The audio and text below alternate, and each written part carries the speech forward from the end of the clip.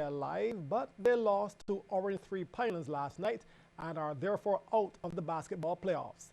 Last night in Game 2 of the Co-Operators General Insurance Best of 3 semifinal series at the Community College, Pinelands defeated Warriors in overtime to move to 3 wins away from retaining the title. Everyone knows that Ramon Simmons' forte is knocking down the 3, and he started this game with an open 3. And on this night, Simmons and Charles Vanterpool would be the main go-to guys for the Pine, Vanterpool with the move in the paint. On the other end, Warriors also had a couple of guys they relied on. Nicky King, for example, calls his own number and buries the 3. King this time with the drive. He's held up, but finds Jamal Headley, who completes the attack on the basket. Then Corey McDonald would eventually get the ball, and he too drives to the hole, but not before faking out the defense and finishing with the finger roll. And it wasn't just offense. King here with the defense, picking Dwayne Pollard clean, and he gets the easy fast break. This time it's Headley on the D, stealing the inbound pass and taking it all himself coast to coast for the slam. He had 16. We also had the post-up game. Junior Moore called for the ball, worked hard for a 2 against Kevin John, and then tells his point guard, "Give me the ball." There was also defenses breaking down. Vanderpool didn't have to post up on this play. He was left alone, and he had the slam. Scores locked. The final play before halftime. Pinelands with the ball, and Jeremy Gill finds Moore down low for 2 of his 12. The Pine leading Warriors 38-36 at halftime. Moore, however, didn't start the second half on the best footing. He slips, loses the ball, and Kevin John converts at the other end. Warriors then get 2 bites at the 3-point cherry. First, King misses, but McDonald shows how it's done. He had 16 points, 14 rebounds, and 4 blocks. King, though, was Warriors' top scorer with 17. But here, after getting the deuce, he then fouls Simmons, who completes the old-fashioned 3-point play. He had 21 points. A significant part of the game was when arguably Barbados' best point guard had to leave the game with an injured left shoulder. In the meantime, Pine played without Jeremy Gill. Vanderpool breaks away after the turnover for his 2 easiest points of his game-high 29. Warriors with the missed shot, Pinelands on the run again, and Simmons again with the 3-point play, as he's fouled by Daniel Durant, and the Pine crowd reacting to their sharpshooter, showing that he has some hops. Another key moment in the game, Pinelands' Hallie Franklin ejected after flashing the elbows past the brow of Trevor Simmons. He'll no doubt miss the first game of the finals. Moore and John going at it under the Pinelands rim for a rebound. A double foul is called, and that's John's 5th foul. He's gone. We play on though. Steve Seeley with the steal, and he finds Kurt Elias for 2 of his 12. Final seconds, Pinelands down by 2, and Charlie comes through. 69 all, we're heading into overtime. And in the overtime, Warriors hit the first 2 buckets. One of them, this jumper by David Smith. But the Pine would respond.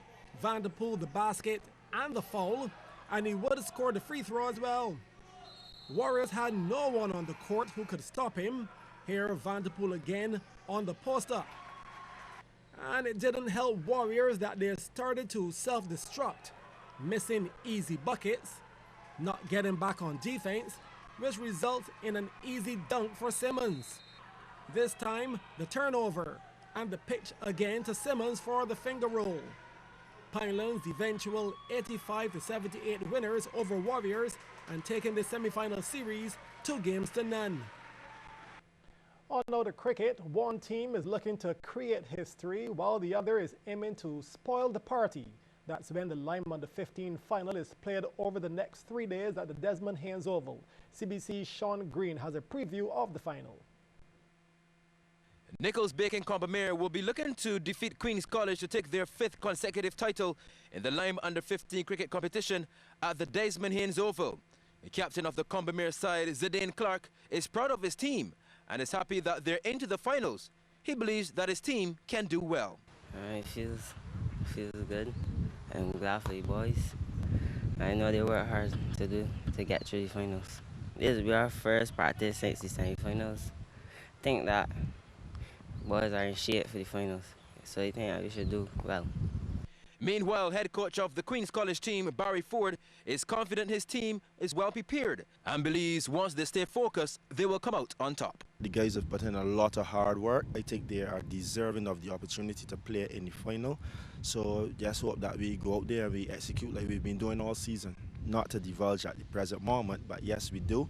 We've had numerous team meetings on the way we want to approach the opposition, and the guys know that. They've given their input on the way they want to go about things as well. So yeah, we got our tactics and we'll be looking to implement them in the game, no doubt. Sean Green, CBC Sports. Thanks, Sean. And that game is set to ball off tomorrow at 12 p.m. as we said at Desmond Haynes Oval. In more cricket news, Barbados have secured their second victory in the 2015 WICB Women's Super 50 tournament being played in Trinidad and Tobago. The Bajan women rallied to a 102-run win over the Windward Islands South today in their round 3 clash. Batting first after winning the toss, Barbados posted 212 for 8 off their 50 overs, led by 42 from Kishana Knight and 36 from her twin, Kaisia Knight. They then restricted the Windward South women to 110 for 9 off their 50. Meanwhile, Jamaica wrapped up a 116-run victory over Windward Islands North. The Jamaican women made 148 and then dismissed their opponents for just 32. And hosts TNT were 6-wicket winners over Guyana. Scores in that match: Guyana 101 for 8, TNT 107 for 4. Switching sports now, 8 teams from different clubs will carry Barbados' hopes in the second edition of the Caribbean Children's Charity Shield Football Classic, which will be staged in Trinidad and Tobago later this month. Defending under-17 champions Paradise, along with Empire, Gall Hill, Highgate Hall, Sporters Hill, and Evansmont Youth Academy, will be competing in the tournament, which is the brainchild of the local Hamilton Lashley Foundation. There are over 156 young Barbadians leaving next week, some on the 11th of this month, some also, the majority of this 156 large contingent will be leaving on Wednesday the 12th to Trinidad to participate in the Caribbean Children's Charity Shield Soccer Classic, which is now in its second year.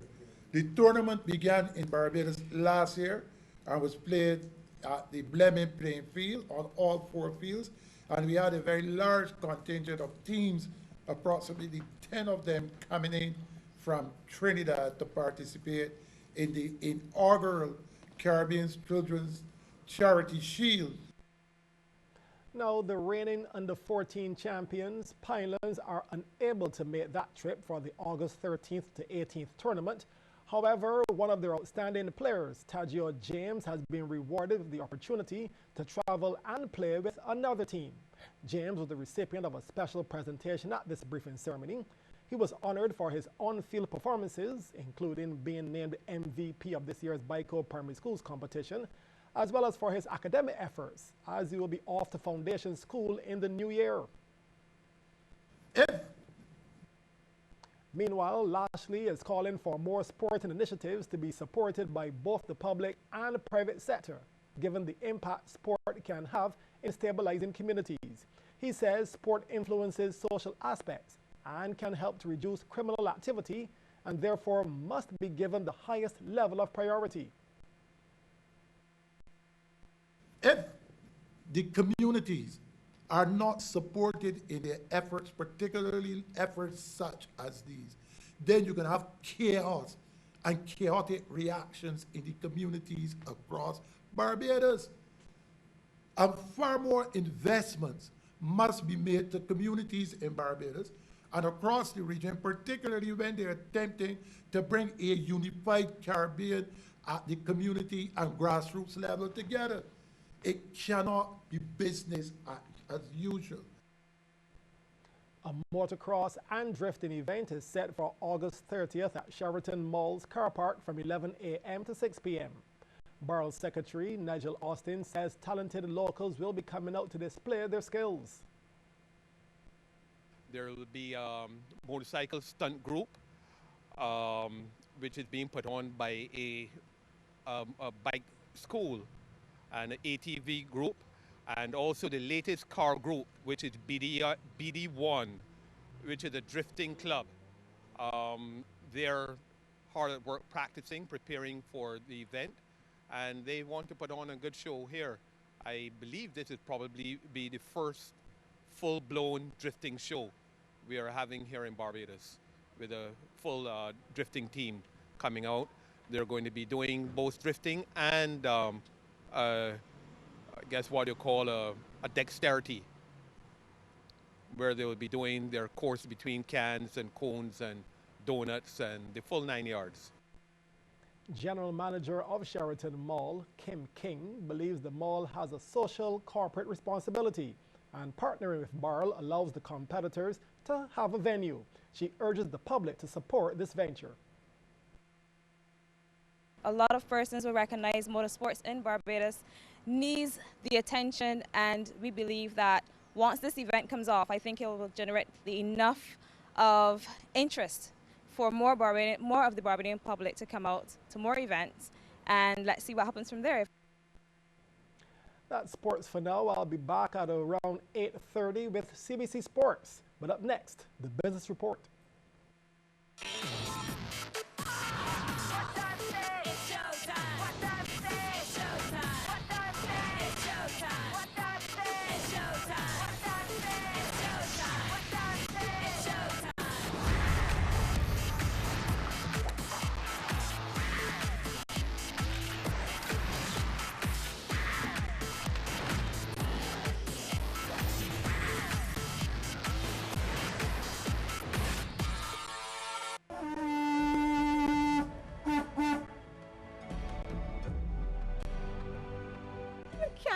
About Spikes Town unless you talk about palm boat racing. You don't know about palm boat racing? Okay, people made boats. Very often a boat.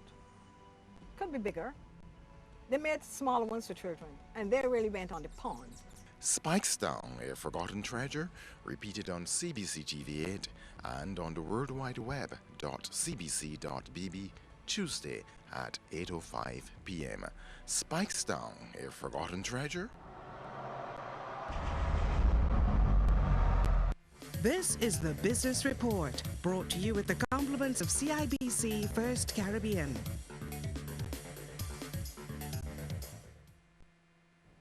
In business tonight, the Accra Beach Hotel has made a major move this summer, replacing its former popular Y2Kai restaurant with a unique new Asian restaurant called Pacifica. The transformed restaurant recently officially opened to visitors and the general public. General Manager of the hotel, Shirish Monakaraja, says that the dining experience is truly unique. With the transformation, we need to have something unique and different. So that's how we came about to have a cuisine, a unique cuisine where we can have diversified food in one roof.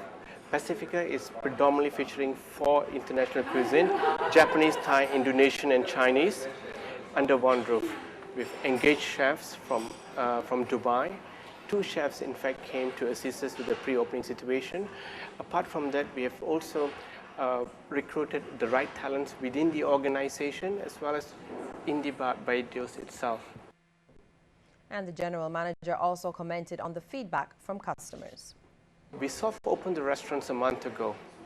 This will give our associates the experience as well as the age to operate further.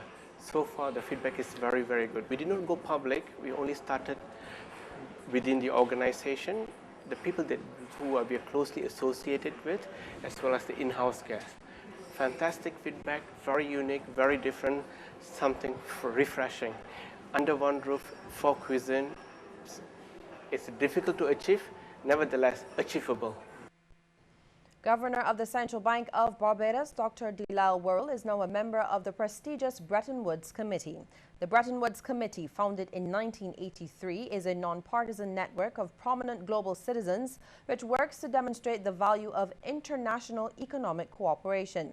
It also fosters strong, effective international financial institutions as forces for global well-being. Membership of the committee is by invitation only. Commenting on the achievement, Dr. Worrell said he was honored that his academic and professional work had been recognized as significant enough to be invited to join the prestigious group. He said that the membership will grant Barbados access to some of the great minds in the world of business and finance. His selection is based on his contribution to championing economic growth and advancing global finance. And here now is a look at how stocks traded on selected exchanges across our region.